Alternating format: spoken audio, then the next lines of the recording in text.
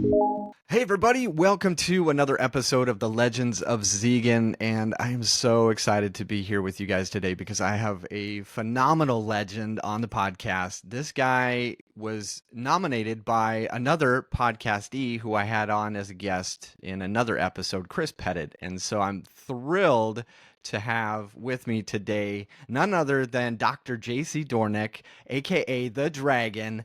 JC, how are you doing today, man? Fantastic, man. Every day is a blessing. Yes, I love that. And you had said that we weren't recording. We should have been recording, but you get up at 4 o'clock every day. Why so early? And what's the reason behind that? Well, I don't know your listeners yet, and I know that there's somebody out there that has like the science behind sleep and the sun and all of that stuff. So I just want everybody to know that I don't get up at 4 a.m. um because of any of that stuff. I mean, what happens in life is that if you set some goals and they're big and you get to that point in life where you're going to go get them no matter what, but then you kind of look at the structure of your life and you want to spend time with your family. I mean, that's my highest priority, is to be a father and a husband to my wife. They come first. They get in my calendar first.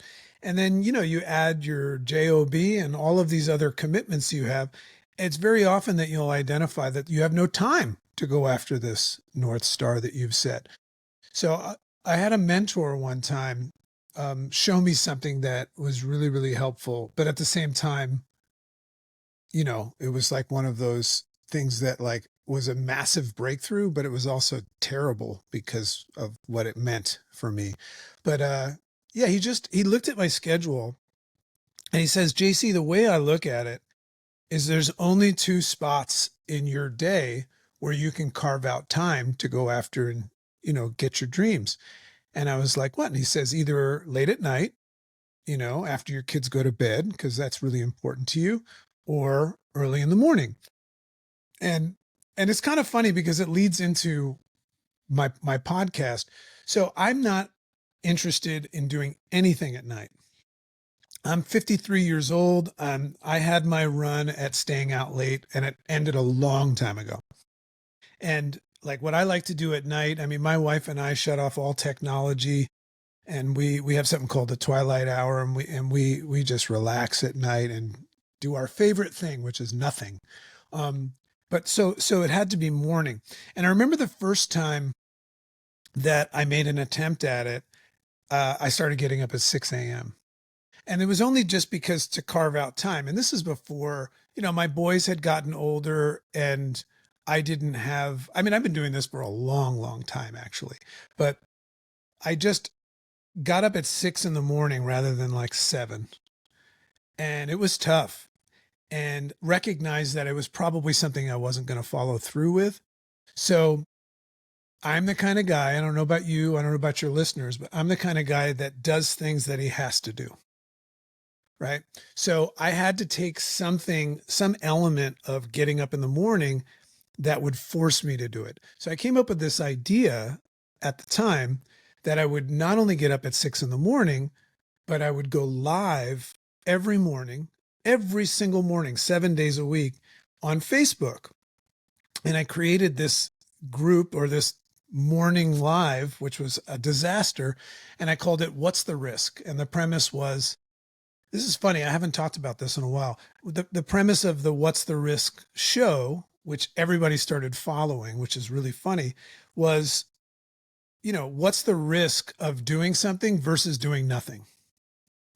And that's how I all these people started counting on me. So I had to get up at 6. So the reason why I started getting up at 5 is because I started to notice that I didn't have enough time in the morning because of when my kids woke up and I wanted to be present for them. And I felt rushed, and that gave me anxiety. I remember I used to go live and feel anxious and think, oh man, this is not fun. This is not what it's about. So I started getting up at 5 so I'd have an extra hour before, right? So I wouldn't go right from bed right to something where I had to think. And then it progressed to 4 a.m. because then I said to myself, well, I can maximize. And for me, my creative process is fresh and effective early in the morning. Mm-hmm. So I said to myself, if I had 2 hours in the morning, I could get my reading done. I read a book a week, thanks to my friend Jim Quick. Um, I write every day. I've been writing every day for 18 years. So I have thousands of journal entries. Wow. And also I could meditate and I could have a cup of coffee and just let my nervous system just and my computer boot up. So it's funny because if you look at the What's the Risk show, these people started to follow it. And I said, well, maybe I should do a podcast. You know, I didn't know what a podcast was. And I remember I went online and I watched a video by a famous podcaster named Tim Ferriss, one of the most, popular podcasts out Yes, there. He's amazing. absolutely. And it was a video on YouTube. It's probably still there, how to start a podcast. So I bought some cheap equipment and I started a podcast and I called it the Rise Up with Dragon podcast. There's a long story behind that. But anyway, that became like, I didn't know how to do a podcast. We were talking a little bit about podcasting. I just did it. My motives, my agenda was to just have this routine and promise. And I did a lot of episodes.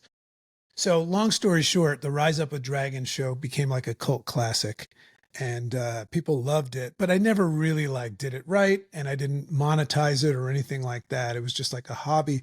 So since then, I've started a podcast called the Make Sense, with Dr. JC podcast, which has become like a big thing. And I got advertising and the guests and all that stuff. So, that long-winded story was how I got into podcasting.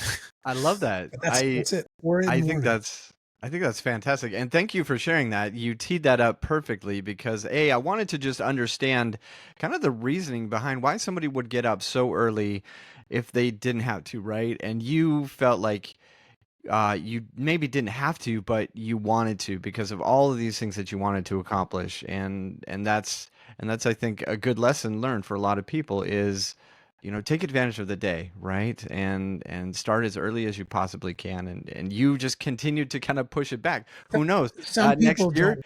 Some you people might get can't up at do it. 3 a.m. And I agree. Yeah, Well, you some know what? people aren't morning If my people. if my wife was listening to this right now, she would go, "He does get up at 3 sometimes." And I'll tell you one thing for those of you that are married, I have a wonderful relationship with my wife. I mean, she's my everything. I love that. And she loves that I get out of bed in the morning because she just starfishes in the bed and she just loves, having the whole bed and stuff. So it works out great for us. And then I can come up very calm and bring her coffee and rub her head. And, it's just a delightful way to start the day. I think that's amazing. And your wife, her nickname is Chicken, right? Because you The guys had chicken, yeah. you had the Dragon and Chicken show or something Well, it was along called those lines. Rise Up with Chicken and Dragon, which Chicken. actually came before Rise Up with Dragon. My wife is from South Africa. Her and I just adopted a beautiful little girl from South Africa, and my wife is a sex therapist and a licensed mental health therapist. So, very interesting character, the chicken. But we used to have a relationship podcast that was pretty racy because she's a sex therapist. And the reason why that ended is she didn't like getting up early and starting this. So it just became the Rise Up with Dragon show. There Okay, it is. got it. That's neat though that you guys got to experience that and do that together. I think, Yeah. which is phenomenal. I mean, just a neat thing to do as a couple. Now, I do want to just tell the listeners here that you've accomplished a lot, and the reason I wanted to have you on the podcast is because I love to showcase people that are up to big things in life, have overcome adversity, and who are giving back to their communities. And I feel like you've checked all those boxes many times. And Yeah. so, for everybody out there, JC is 100% legend because of all the things that he's accomplished and still accomplishing today. You're an accomplished podcaster, 100%. You've done multiple podcasts and you're really thriving with the Make Sense podcast right now. You're a former retired chiropractor, correct? That's right. 9 years And now. wow, Retired. amazing. And I hope we get into that. Got some crazy stories about that. I was chiropractor for Royal Prince of Abu Dhabi. I was a chiropractor for the New York Rangers, and I was also known as the heavy metal chiropractor because I used to go on tour as a chiropractor for Iron Maiden. I took care, I mean, I did take care of Iron Maiden once, but Anthrax specifically, and I took care of What? Linkin Park and Motorhead, and yeah, so I've got some stories. That's amazing. And then you also are a kind of a health and wellness coach. You're a That's right. public speaker. And are you an author as well? I know you said you I write every am. I day, but are mean, you as of published? right now, I've only co-authored books, but I've got 3 books written that I'm patiently shopping around for the right publisher. I've got Make Sense and a couple of other cool concepts. So yeah, I write, as I said, I write a lot, and I've got 3 books ready to go. So I'm looking for, a publisher that wants to go on that ride with me right now. I love that. So I wanted to ask you, you had mentioned that your family is kind of your number one priority, your number one job. That's right. And yeah, I guess talk a little bit about how you navigate that with all the other things that you're doing. Well, this old dragon has done things wrong to find out how to do things right. So let's just, I was not born doing things right. In fact, you know, 5 of my best friends are dead because of the kind of childhood that I ran with. I Wow. mean, Okay.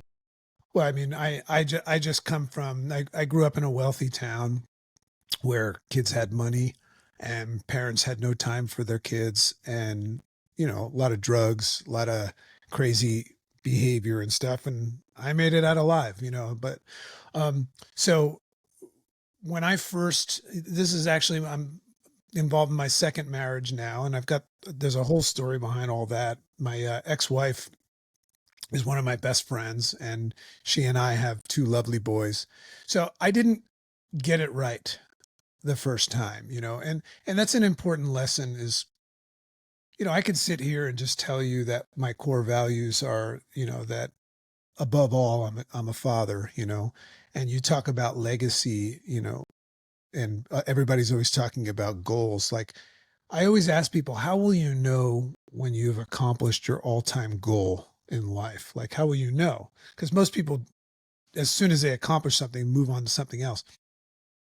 I always have this visual, and this is my current reality, that I know that I will have succeeded at my all-time goal in life whenever I see all 3 of my kids, and it's just once, and it's happened, when I see them point at me amongst their friends and say, "That's my dad." Right? And and then also, another way of me identifying that I've made it is when my kids are proud of their last name, which is my last name. So just know that that came from a lot of struggle and suffering. When I was previously married, I married like one of my best friends from childhood. She's fantastic. Any man in the world would be like just thrilled and lucky to have her as a wife. Great mom and everything like that. We weren't made to be married, but just a wonderful person. But during that time, I was still, a lot of the elements of what I saw in my dad when I was raised that I said I would never do. My dad was never home. He was always working. And I should say later in life, we found out that he was working. But, what I mean is that everything that I said I didn't want to become, I started noticing I became. I was a workaholic. Hmm. I was working 80, 90 hours a week as a chiropractor. I started doing humanitarian work, which was very, very noble. And I was getting a lot of accolades. I was in Haiti for the earthquakes and building orphanages and feeding the poor and, building homes for everybody and just getting like praise, praise, praise, praise, praise.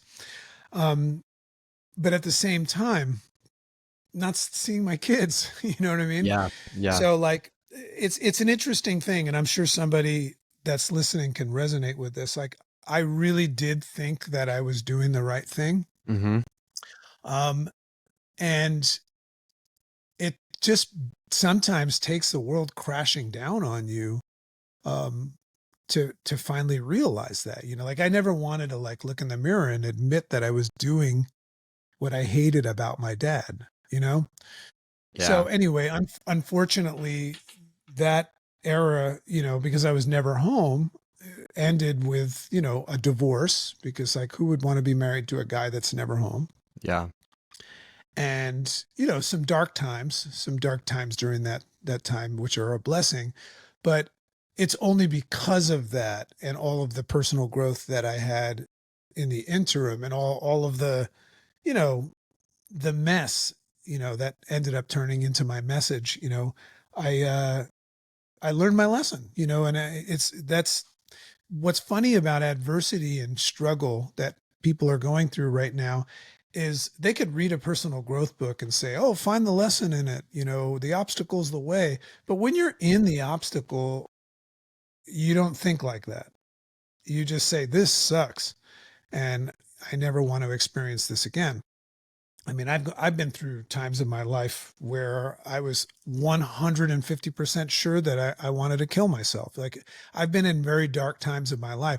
So the blessing in that is that when you know how dark things can get, it gives you the ability to make a couple of decisions. Like one decision that I made when I experienced very tough times, depression, anxiety, and all of that stuff was that I'm never going back to that again.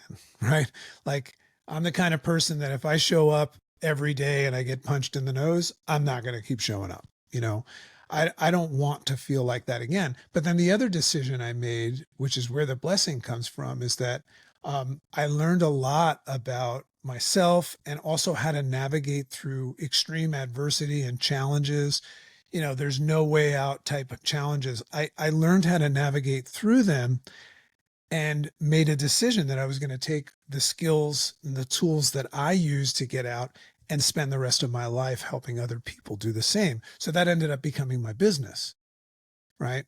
So, I'm now in the place where if I wake up on any day and the whole world is crashing on me, I get excited, about what I'm going to learn from it. And it typically means that I'm being challenged on that level because of something so good about to happen. So that's why I get excited. So, this is an important lesson, because the way that we're wired as humans is to move away from pain. Even though all the books say that it's a good thing and fail forward and all that stuff. Hmm. But if you can really hone in on that and find the lesson and find out why something's happening for you rather than thinking it's happening to you, you're going to enjoy every day of life rather than just this illusion that one day you'll make it. You've Wow. already made it. You've already made it. Everybody's already made it. If you got up this morning and you have what you assume is another 24 hours, you got everything you prayed for last night. It's called opportunity and potential. Extremely well said, JC. Man, that was inspirational to me, definitely because I'm kind of going through a period in my life, right, where Of it feels course like you are. there's You're a human. absolutely. And I want to ask you though, because my podcast is centered around trying to live a legendary life, and you alluded to the fact that you were working so hard, and I want to understand, was that because you were trying to create a legacy for yourself to share to your kids and realize that maybe that wasn't the legacy. It was being there instead of, and you mentioned your last name, like you want your kids to be proud of your last name, and you think about the lineage and your legacy. And so I guess maybe talk a little bit about that for you. Like what kind of legacy did you want to have, and what legacy do you want to leave now, I guess? Has it changed? And what Well, have you learned? of course it changed and it might even change at the end of this show. So that's one of the things that I've become somebody that is extremely open and curious. I teach this system called the interface response system, which is all about, and this is what I teach in my private community. It's my thing is teaching people how to change the way they look at things so that the things that they look at begin to change. If you're not open and curious and willing to look at things through a different vantage point, through a different set of lenses, Um, and by the way, I don't even have lenses because I don't need them anymore. Right. So these are my make sense glasses. I love it's such a Yeah. great analogy. Nobody knows this. I speak on stage with these and they always come up to me after, and, "Hey, great talk. That was awesome." And I'm like, "Oh, thanks." And then they say, "Is this nut job not wearing glasses?" So to my point is that the reason why it's important to be open and curious and agile is that it allows you to evolve as you go. So I just shared with you now that my legacy that I want to leave behind, my footprint that will live on beyond me is my children, right?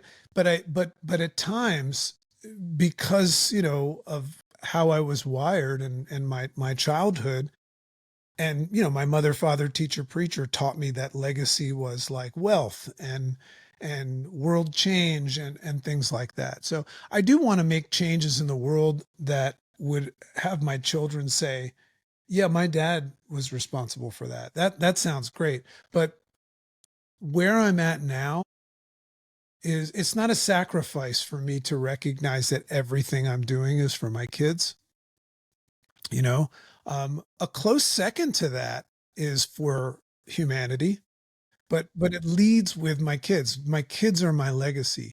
When I leave, you know, that's what I'm going to leave behind. It's just these amazing children that got the attention and understand the way that life works from all these deep conversations that they've had with their crazy dad, and they know how to respect other people, and they also know things that, like, they don't matter as much as they think they do, and also know that when the what hits the fan, it's a good thing, right? So I'm leaving those kids behind, and that's going to be my gift to the world. But it wasn't always like that, and I forgive myself for that, and who knows, have me on the show in a year and maybe it'll be completely different. I don't know. Yeah, absolutely. No, I definitely would love to continue to follow people's journeys, and that's something I've talked to with other guests. Is like, yes, I absolutely want to do another episode with you. Just because an hour never just seems long enough, right? Like if you're hanging out with a friend, you want to hang out and chat for hours and hours, and That's that's right. that's definitely, an hour just isn't long enough. But I do want to ask you kind of about your mindset, and your philosophy Wow. in life. You talk about a question we don't have time for. Yeah, of course. Uh, Mindset. yeah, I will try to narrow it down. Yeah, we'll kind of niche it down or something. Yeah, Yeah. yeah. But um, I think you talk a lot about just giving yourself to other people and finding value in that, because obviously you want to leave a legacy for your kids, but you want to help humanity. And so, trying to become successful in giving yourself selflessly, and I love that. So I guess, can you share a moment when kind of generosity changed your life or the Oh life yeah, of I've somebody got a else? I've got a great moment for that. One thing that I'll do, because remember, I never put an exclamation point at the end of a sentence because I really don't know, and I like to use words like maybe, and I like to say I don't know for sure. I don't know. One of the things that I teach everybody is this skill set that anytime somebody ever says something or anything happens, my first response is always, huh. And if you spell that word out, it's a sound, but it's spelled HMMM. And what that stands for is haven't made up my mind yet. So the reason why that's important is because you'll never know anything for sure. The smartest people in the world, I had Donald Hoffman, who wrote this amazing book called The Case Against Reality. I mean, this guy is one of the smartest people in the world. And if you ask people like that, like, what are the odds that all of this is even real? The simulation hypothesis people, You're right. they'll Yeah. say there's a 1% chance that it's real. So I don't take things too seriously, right? And I also don't take what I think and feel immediately too seriously because that's been persuaded. So let me take you back to answer your question. I went through during my unhealthy years, I went through this illusion phase where I was this humanitarian. So I was at this phase because you use the word selfless, and I used to hang on that word. Basically, I was stepping away from my family, stepping away from work, and doing and founded this not-for-profit organization that would take doctors to third world countries, Haiti, and wherever there's tragedy, and just out of their own pockets give. And it was not for profit. So, not for profit is not only not for profit, but it actually costs you money. So as you can imagine, I was put up on a pedestal as like Mother Teresa. You know what I mean? Like I was like legendary, like Hmm. as your people would say.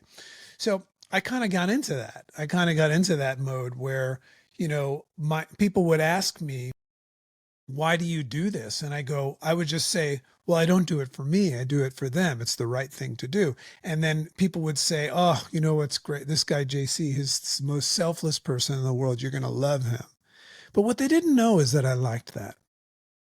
I Mm. liked it. Right. So I remember this is the importance of having good friends and good mentors. We used to teach this class. We used to have all of the doctors would go out there and serve all day. And we used to do this class called Give and Receive, right? And it was the best part. It was the biggest breakthrough that they all had. And it all stemmed from this moment where I was sitting at a bar and we had this really important guy, like a guest that was very well known in the world, come to one of our mission trips. And he went out there and served all day and he had a great time taking care of the poor people and feeding people and all of this stuff, just giving for the sake of giving, right? And we're sitting at the bar at the end of the day, and I just remember how just I thought so much of myself. And he asked me, he goes, JC, why do you do this? There's no microphone or anything like that. And here's my opportunity to make myself look good in front of this guy. The only problem is this guy can see through bullshit, no problem, right? So I didn't know that was coming. But I said to him, I go, well, because it's the right thing to do. And he goes, well, yeah, I know you said that, but what's in it for you? And then I said to myself, well, that's a new question. And I said, well, nothing. I don't do it for myself. I do it for them. And then he looked at me and he goes, bullshit. And like, I wasn't used to that. Usually I was getting awards on stages and I was a humanitarian of the year and people praised me. And here's this guy calling me a charlatan. Right. And I was like, excuse me. And he taught me a really important lesson. He asked me, he goes, and this is in my first book. He says to me, he goes, well, when you come out here and you do the work that you're doing and you help these people do the same, right? How does it make you feel? And I said, good. And I said, and he goes, why does it make you feel good? Because I was like, it's the right thing to do. He says, so you feel good when you do this work. And then he said something to me like, you selfish bastard. And it was an interesting thing because he made me realize in that moment, that was a massive shift in my life because I realized that had it not been something that was serving me, I wouldn't have done it.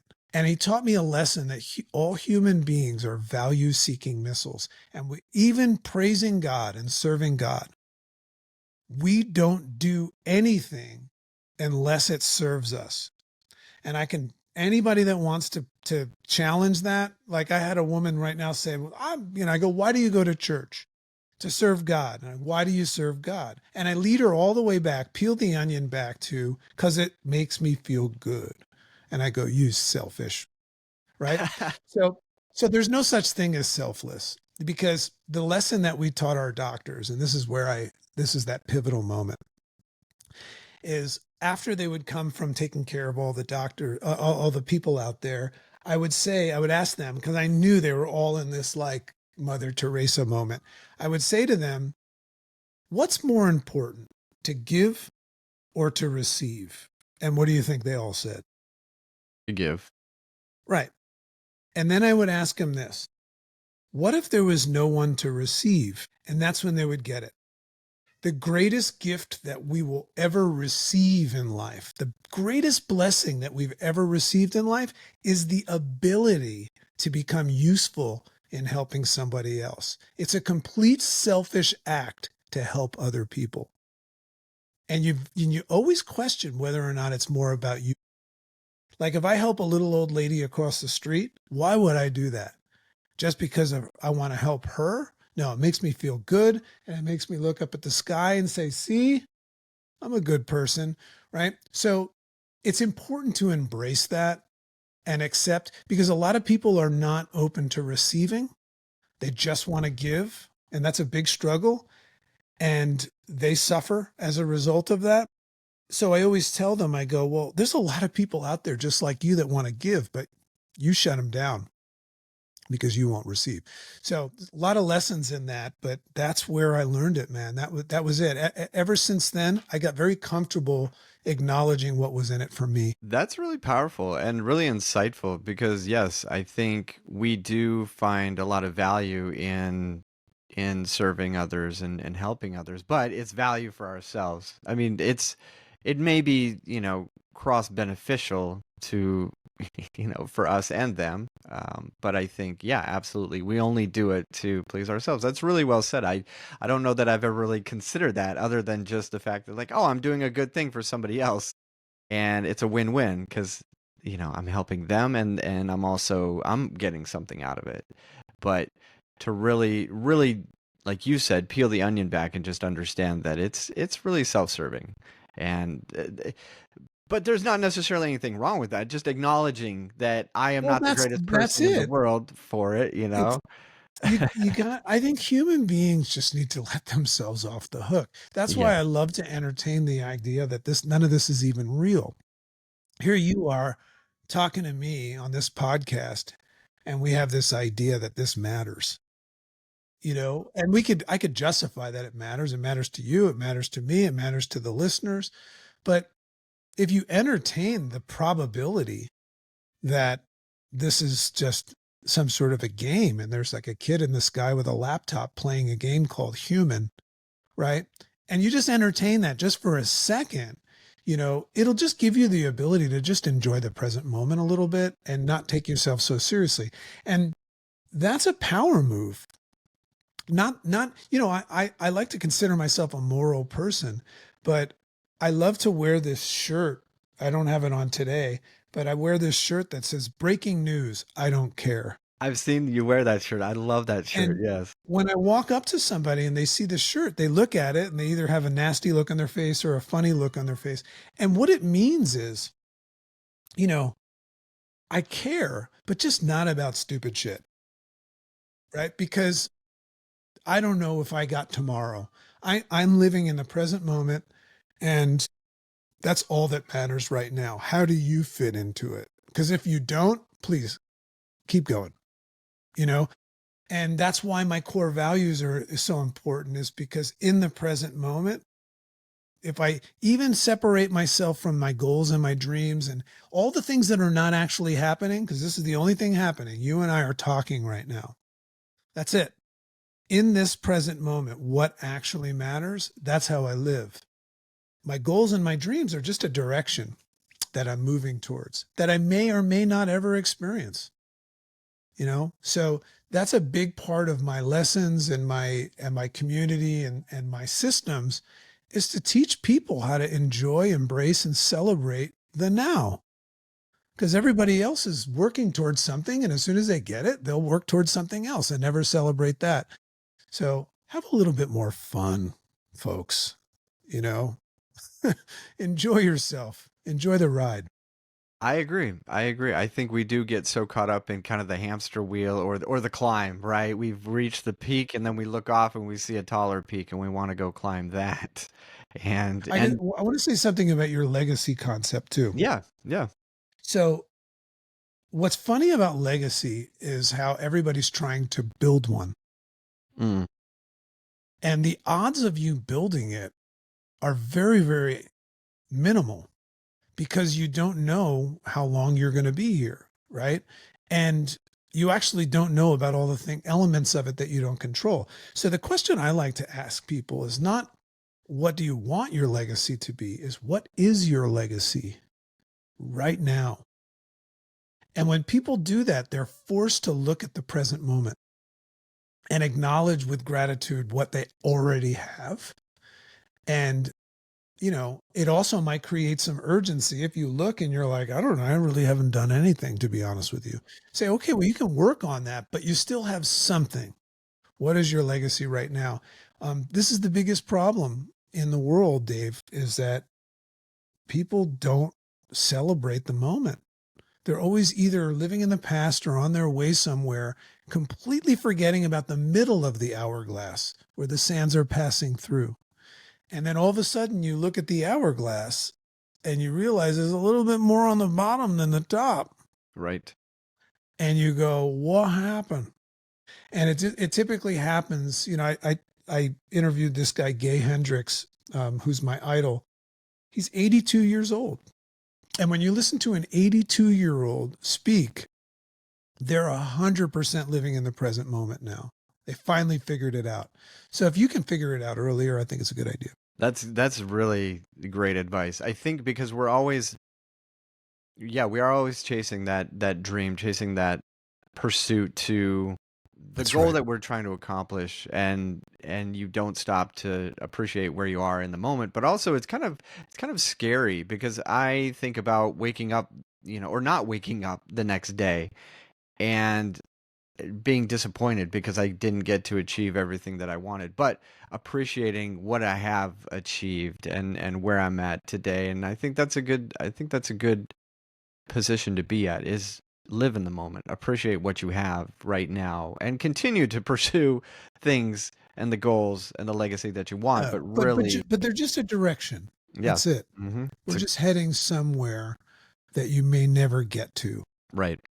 Yeah, I agree. I love that. I think that's wise, and I love interviewing and talking to older people than me because they have more How old are you? wisdom. 42.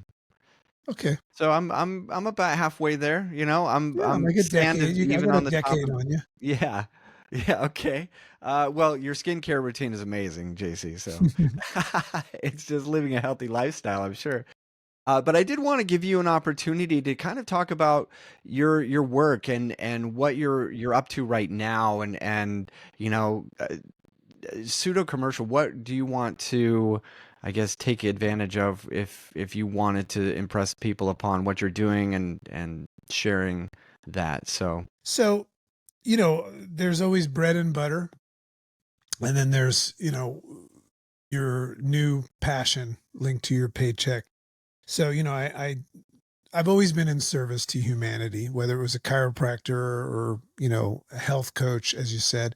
And I spent nearly 30 years doing that. And that included the humanitarian work and stuff. But if you look at my story all along, whenever I learn something or gain access to platforms and tools and strategies and skills and insights that serve to help me level up, I'm the kind of person that loves to figure out how to pass that on to other people. I love the idea of paying forward. So I'm at this place in my life right now where I have a lot of wisdom. Like if somebody's ready to get physically, mentally, and financially whole, I could mentor that person and take them all the way and guide them, have them make a lot more mistakes than me. But the only challenge that I have with that is that I also want to be able to make an impact. And the idea of doing one-on-one stuff, there's a wall and a limitation because of the cost of it and also the time it would take me to time. spend, Mm-hmm. talking to somebody for an hour. So my new passion project, I mean, in a perfect world, the world that I'm moving towards, all I do is write. That's my favorite thing in the world to do, is just write, read books and write, and publish books and publish blogs and all of that stuff. Oh, there's my dog. And then, you know, the other part of that is I have to, figure out how to make money, but I also want to pass on all of these things that I've learned along the way.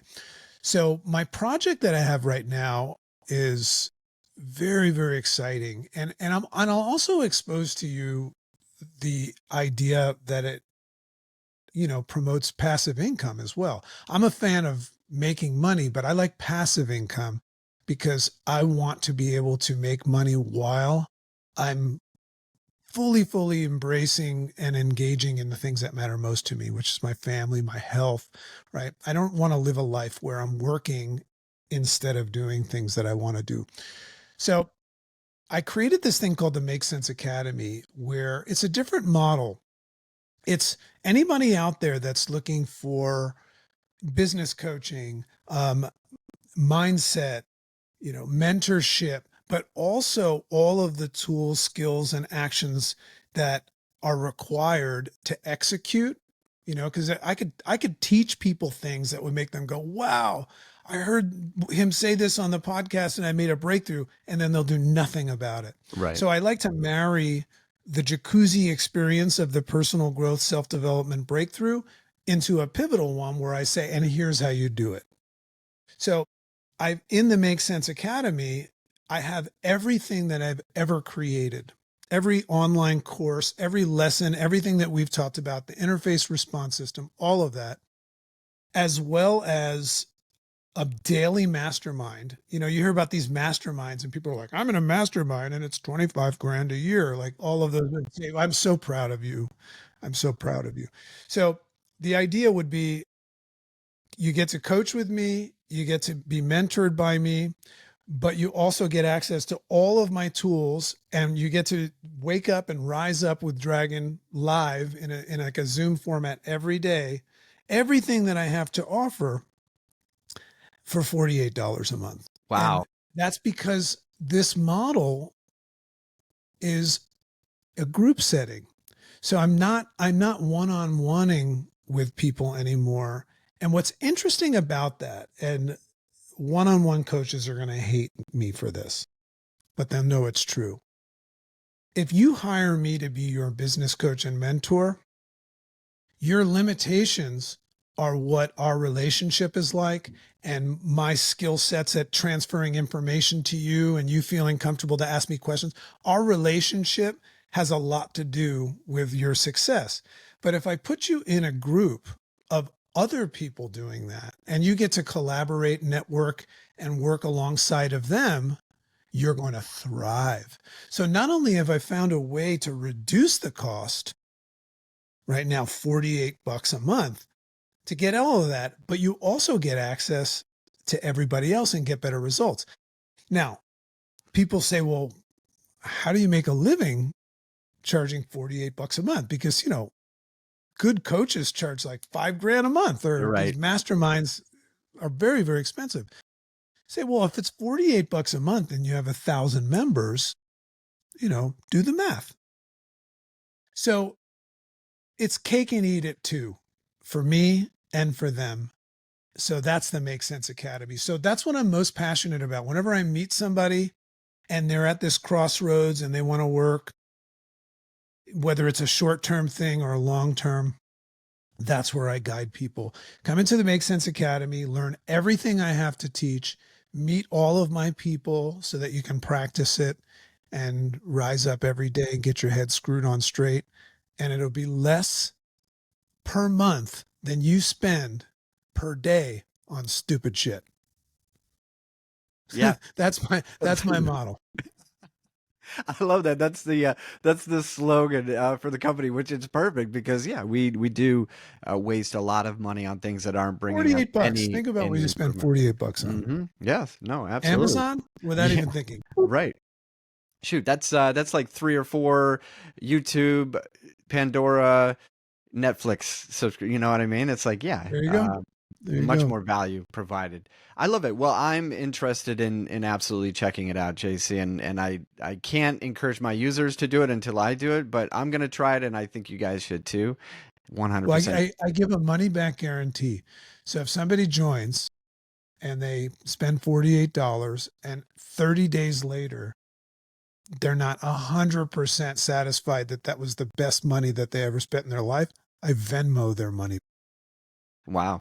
That's a good guarantee. Yeah. Of course, I don't want to work with anybody or be involved in anything that has, persuasion involved in it. Right. Yeah. I Because like that. that's human beings succeed the most when they make decisions on their own. I love that. I really love that. Perfect. Okay. Well, last question before I let you go, JC, and I ask all my guests this, and I'm curious to hear your I answer like these. because I like the last questions that yes, everybody, and I don't know what it is, so I'm on the yeah, edge of my seat. I try not to preface anybody on it because I really want that true, authentic. Good. So, what to you makes a person legendary? Take a moment. I mean, I would assume, I don't know if you're going to like this answer, but it would be whatever they think is legendary. And the reason why that's a good answer is that it might not actually make them legendary, but all that matters is that you think that you're legendary. Right? Think about that. Whatever you think is what is. So that's a great way for your audience to check themselves, because the moment that you think that you're legendary, it doesn't mean that you are. Now, if I take a different approach and I think outside, like, of what I think it would make someone legendary, is that it would have to sit in the realm of them either morally or ethically figuring out how to live their life to the fullest, right? Not following the herd, not follow anybody that's following the herd or being associated with a movement. They're not legendary. They're followers, right? They're not the star of their show, right? Other people are the star of their show. So there's that component of it. But then obviously the person that leaves this world a better place. When they part ways with this world, there's something has changed in the world from them that makes you continue to talk, right? But at the end of the day, whatever you think is what is, and Sure. I'm fine with it. I love that. No, thank you. I appreciate. I knew I was going to get something good from you, JC, on that, and I like the different approaches to it. I think it's wise. It is absolutely subjective, right? My assumption of what somebody or what it takes to be legendary will be different than yours. But yes, well said, my friend. Thank you so much. I appreciate the fact that you sat down with Yeah, it's been a us, blast. JC. Thank you so much. I will absolutely be sharing out your course with everyone. I'll share your links. So guys, please go check out JC's podcast. His work out there is phenomenal. He's continuing to provide value, motivation, inspiration, all of these things that I would say makes JC a legend.